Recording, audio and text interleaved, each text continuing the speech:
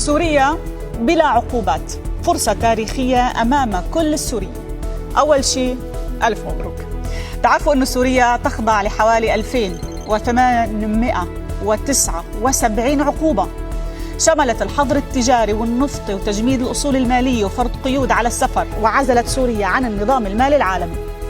رفع هذه العقوبات سيقود سوريا إلى تحول جذري سيسمح بفتح الأسواق أمام السلع والبضائع الأساسية والحصول على المواد الغذائية والدوائية والتكنولوجيا الحديثة، وفتح الطريق أيضا أمام مشاريع إعادة الإعمار للبنية التحتية وإعادة بناء الطرق والمدارس والمستشفيات، وبالتأكيد ربط المصارف السورية بالنظام المالي العالمي الذي سيعيد تدفق الاستثمارات الأجنبية إلى كافة القطاعات الاقتصادية.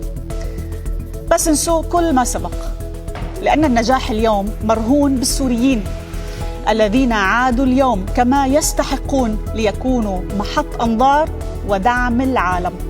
أنتم الفرصة التاريخية لتغيير مستقبل سوريا.